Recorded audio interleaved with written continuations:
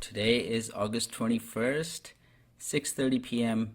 Every week we're here. We're talking about interesting things that I've seen in the office over the last week and any questions that you've had. Basically, trying to help you understand better how the healthcare system works and also try to answer some questions that are more specific to you that you read about it, but then they're more generalized. And I'm more than happy to help put things in context yourself. Like, how do you put things in context for yourself and see if what you're reading or what you're listening to or what you're watching, whether it's TikTok, YouTube, or any other social media, if that really applies to you, and the questions that you should ask, whether what the other person is saying is likely accurate. So one of the things that I started doing this in a very informal fashion and just chat about things is because we are seeing a lot of these conditions, and I get asked these questions every day by medical students, by the patients, by patients' families, by other colleagues, and so my job is to what I'm trying to convey is how things are working right now and what can you do to do better in this healthcare system that's in the United States, and also gain some more trust in your doctors and not feel intimidated, and what are the questions that you should be asking if you are visiting a doctor. Doctors are just like you, humans. They are trained, educated, and then they gain experience. And the difference is that they can identify your problems and find or tailor the solutions to you and your body and your beliefs, and help you make better decisions. Because once you're educated better, if you're more aware of certain things, certain situations, you're able to make better decisions. And after that, it's okay if the outcome is not what you necessarily expected. So at least you can sit back and say, okay, I made a informed and well educated decision, and not just gamble on something, or out of anger or fear or a certain belief that you made that decision. So that's what we're trying to do here. So last week was fairly interesting. Some new patients with some interesting questions, and here I'm going to share them with you. So one of the things that simply discussing was vitamin D deficiency.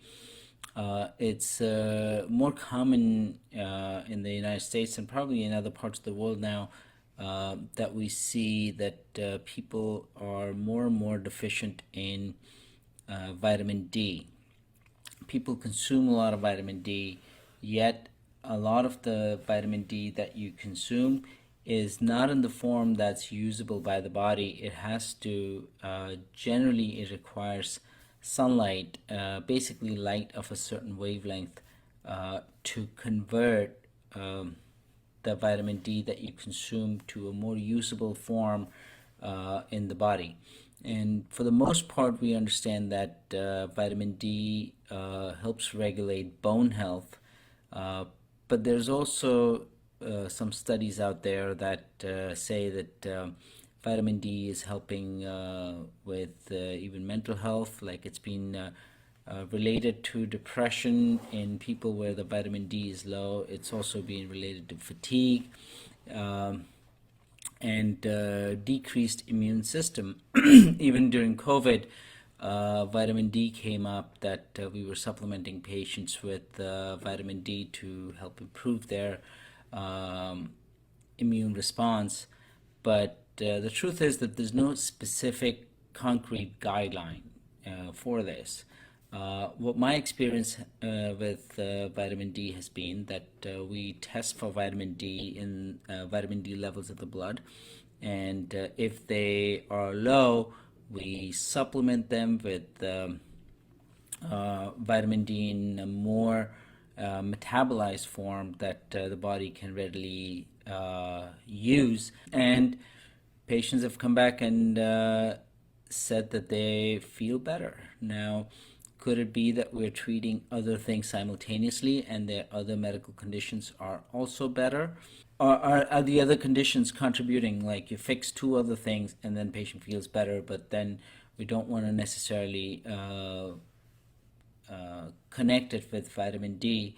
So it does remain a little bit controversial, but in experience, I think this is one of the known facts that if you have a lower level of vitamin D in the body and you fix it, technically you have fixed something, even if you weren't sure what exactly was missing. But it's like finding a missing nuts and bolts after you come back from the mechanic, and glove compartment you find two or three screws. So obviously without those screws the car still runs, and you may never notice the difference, but if it was placed there in the first place, there was probably a reason for it. So, and in experience, I've seen that it is quite helpful to supplement and replete the deficiency of vitamin D in people. So we continue to do so. This is in comparison to what I hear a lot of people taking a bunch of vitamins and zinc and magnesium and vitamins, a lot of them, and but when you check their levels, sometimes they are normal because they might be taking these, but a lot of times people are not taking anything, but they want to ask me before they go and take these vitamins or supplements, or a lot of stuff is advertised on Amazon, on Facebook, and then they want to take these special kind of supplements that are going to change their life. And they usually will ask me that, do I need to take this? Magnesium is a common one, zinc is another one, vitamin C is another one. When I check their levels, I don't check vitamin C levels or zinc levels. These tests are too expensive to make necessarily it worth checking or screening everybody in, because these deficiencies, at least in the United States, are not common. They're relatively on the rare side. But magnesium, yes, commonly people are deficient in magnesium, and vitamin D being a big one. So people want to take some supplements because it says on the bottle it's going to make you better. So there's a good chance that you want to buy it and feel better and do better. But the truth is that the body maintains a homeostasis, which means it keeps what it needs, it stores what it needs, and then discards what it doesn't. So when we are trying to take any extra supplements, there's a 98% chance that you're peeing out most of the things that are probably in excess, and you don't need them. And this is keeping in mind that you're eating a healthy diet and you're getting appropriate nutrition. So I think this is a good topic to talk more about. So let me finish the discussion on vitamin D. That we've established that vitamin D deficiency is very common. Most commonly because we're all working outdoors. We spend most of our time indoors. When you're spending so much time indoors, you're not getting enough sunlight, and so the consumed vitamin D is not being metabolized into a usable one. So supplementing it with vitamin D is quite appropriate and reasonable. And then you got to keep checking that, are you taking too much? Because too much of anything is also not that great. And vitamin D toxicity can happen. So to give you a simple, in general, we are mostly deficient in vitamin D. Vitamin D2 and D3 are the acceptable or the commonly prescribed forms of vitamin D. Vitamin D2. D2 is taken once or twice a week, sometimes a little less frequently, but generally no more than twice a week, and it's 50,000 units is a recommended dose. I've seen that vitamin D2, 50,000 units once a week, generally fixes 99% of the deficiencies. Sometimes if I see a level that's incredibly low, then I'll probably start them on twice a week for about a month or so, and then switch them to once a week. And it has been quite reasonable as a supplement. And some people don't like to take it once a week because they forget. Simple. So they would rather have a schedule that, oh, every morning I take my medicine at a certain time, but if I don't do it every day, then I'm likely to forget. For them, vitamin D3 is a good option. On an average, 2,000 units is reasonable and reasonably sufficient. Occasionally we need more, but just 2,000 units if you have vitamin D insufficiency. Then vitamin D3, 2,000 units once a day should be fine. Occasionally I see that that's not enough, then we can go up a little bit. But for the most part, if you want to take any vitamin D supplements and you've been told by your doctor that your levels are a little bit low, then vitamin D3 2,000 units is 2,000 units once a day is reasonable, or D2 50,000 units once a week.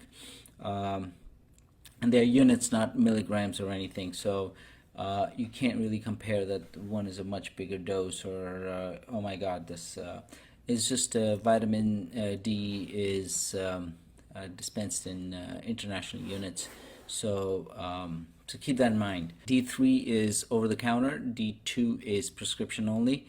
So some people prefer to buy a preferred brand from their favorite store, or from the vitamin store, or from Amazon.